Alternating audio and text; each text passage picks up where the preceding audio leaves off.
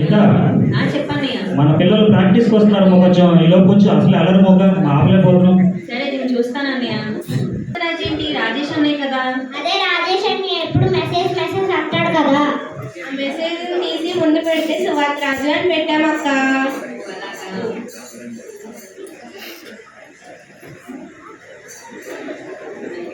సరే సరే, మిమ్మల్ని అందరినీ చూస్తుంటే మీరు ఏదో ఆల్రెడీ ప్రీ ప్లాన్ గా ఉన్నట్టున్నారు. మీరు అనుకున్నదే చేద్దాం, ఓకేనా? వద్దన్నయ్య, మీరేం చెప్తే అదే చేస్తాం. పర్ఫార్మెన్స్ ఇక్కడ బాగానే చేస్తారు. సరే సరే, మీ అందరికీ తెర వెనక యేసు జననం గురించి చెప్తా, నచ్చితే మనం చేద్దాం, ఓకేనా? ఓకే అన్నయ్య. కూర్చోండి.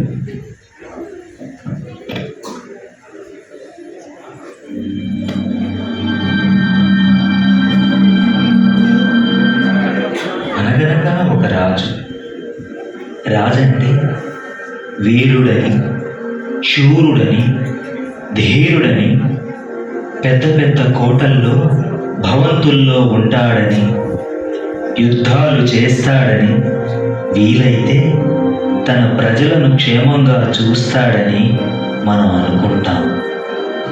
ఈ రాజు ఈ భూమి అంతటికీ తాను మహారాజైనా తాను పుట్టే వేళ దీనుడిగా పశువుల పాకలో పుట్టాడు. తన తండ్రి చిత్తమును నెరవేర్చడం కోసం తన మహిమను విడిచి ఓ దీనునిగా గొర్రెపిల్లగా ఈ భూమి మీదకు వచ్చాడు. పాపబందీలుగా ఉన్న మనలను విడిపించడం కోసం సిలువలో తన ప్రాణాలను బలిగా అర్పించాడు. నాయకుడంటే ముందుండి నడిపించేవాడే కాదని, వెనకుండి రాజకీయం చేసేవాడు కాదని, వారి మధ్యన ఓ సేవకుడిగా వారి సేవ చేసేవాడని తాను మాదిరిని చూపించాడు. మరణించాడు కాబట్టి ఈ రాజు కథను అపజయగాథ అని అనుకుందామా? కాదు కాదు. 3వ దినమున మరణము గెలిచి మృత్యుంజయుడై మహిమాస్వరూపుడై తాను వచ్చాడు. తనతో పాటే అదే స్వరూపాన్ని మనకు తాను ఇవ్వనున్నాడు. తనతో సమానమైన ఆ స్థాయిని తన ప్రజలకు ఏ రాజు ఇవ్వగలడు? ఏ రాజు తన వారి కోసం తానే స్వయంగా ప్రాణాలను బలిగా అర్పింపగలడు?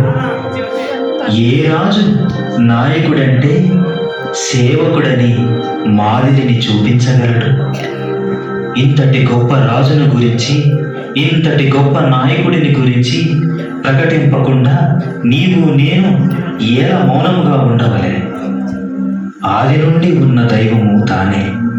ఆ దైవమే మనుష్య రూపేణ మన పాప పరిహారార్థ బలిగా ఓ గొర్రెపిల్లగా మన మధ్యకు వచ్చింది. ఆది నుండి ఉన్న వాక్యము తానే. ఆ వాక్యమే శరీరధారిగా మన మధ్యకు వచ్చింది.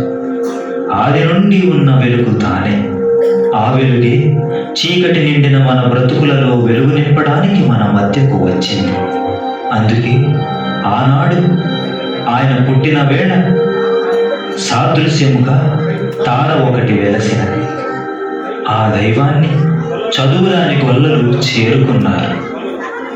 2 ఏళ్ల తర్వాత జ్ఞానులు చేరుకున్నారు. మరి అన్నీ తెలిసిన మనం ఏం చేద్దాం? అందరూ తనవారే. మనమందరము ఆయన యందు ఒక్క సృష్టి. ఆయన ఒక్కడే రక్షణ మార్గం అనే సత్యాన్ని ఈ లోకానికి ప్రకటిద్దాం రండి. క్రీస్తును ఏ ఒక్క సీజన్కో పరిమితం చేయకుండా క్రీస్తు అనిన క్రీస్తు జనన మరణ పునరుత్థానాలనే విషయాలను సర్వలోకానికి చాటి చెప్తాం రండి. క్రీస్తు ఒక్కడే రక్షణ మార్గం. రండి, ఈ లోకానికి చాటి చెప్తాం రండి.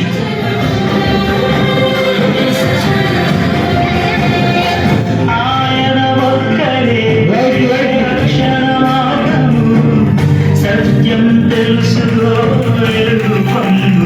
యేసు జననం, యేసు జననం, యేసు జననం, యేసు జననం.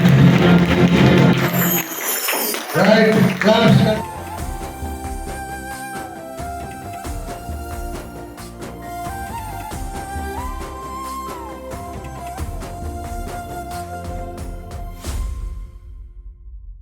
నడిపించాడు.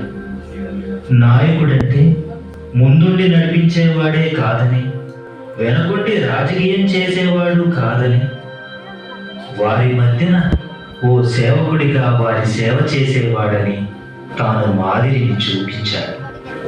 మరణించాడు కాబట్టి ఈ రాజు కథను అపజయగాథ అని అనుకుందామా? కాదు కాదు. 3వ దినమున మరణము గెలిచి మృత్యుంజయుడై మహిమాస్వరూపుడై తాను వచ్చాడు. తనతో పాటే అదే స్వరూపాన్ని మనకు తాను ఇవ్వనున్నాడు. తనతో సమానమైన ఆ స్థాయిని తన ప్రజలకు ఏ రాజు ఇవ్వగలడు? ఏ రాజు తన వారి కోసం తానే స్వయంగా ప్రాణాలను బలిగా అర్పింపగలడు? ఏ రాజు నాయకుడంటే సేవకుడని మాదిరిని చూపించగలడు? ఇంతటి గొప్ప రాజుని గురించి, ఇంతటి గొప్ప నాయకుడిని గురించి ప్రకటింపకుండా నీవు నేను ఎలా మౌనముగా ఉండవలే? ఆది నుండి ఉన్న దైవము తానే. ఆ దైవమే మనుష్య రూపేణ మన పాప పరిహారార్థ బలిగా ఓ గొర్రెపిల్లగా మన మధ్యకు వచ్చింది. ఆది నుండి ఉన్న వాక్యము తానే. ఆ వాక్యమే శరీరధారిగా మన మధ్యకు వచ్చింది. ఆది నుండి ఉన్న వెలుగు తానే. ఆ వెలుగే చీకటి నిండిన మన బ్రతుకులలో వెలుగు నింపడానికి మన మధ్యకు వచ్చింది. అందుకే ఆనాడు ఆయన పుట్టిన వేళ సాదృశ్యముగా తార ఒకటి వెలసినది. ఆ దైవాన్ని చదువురాని గొల్లలు చేరుకున్నారు. 2 ఏళ్ల తర్వాత జ్ఞానులు చేరుకున్నారు. మరి అన్నీ తెలిసిన మనం ఏం చేద్దాం? అందరూ తనవారే. మనమందరము ఆయన యందు ఒక్క సృష్టి. ఆయన ఒక్కడే రక్షణ మార్గం అనే సత్యాన్ని ఈ లోకానికి ప్రకటిద్దాం రండి. క్రీస్తును ఏ ఒక్క సీజన్కో పరిమితం చేయకుండా క్రీస్తు అనిన క్రీస్తు జనన మరణ పునరుత్థానాలనే విషయాలను సర్వలోకానికి చాటి చెప్తాం రండి. క్రీస్తు ఒక్కడే రక్షణ మార్గం. రండి, ఈ లోకానికి చాటి చెప్తాం రండి.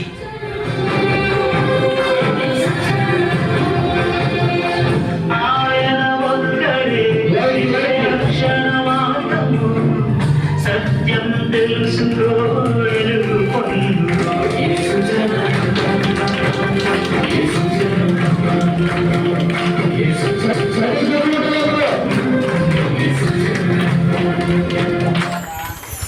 Right.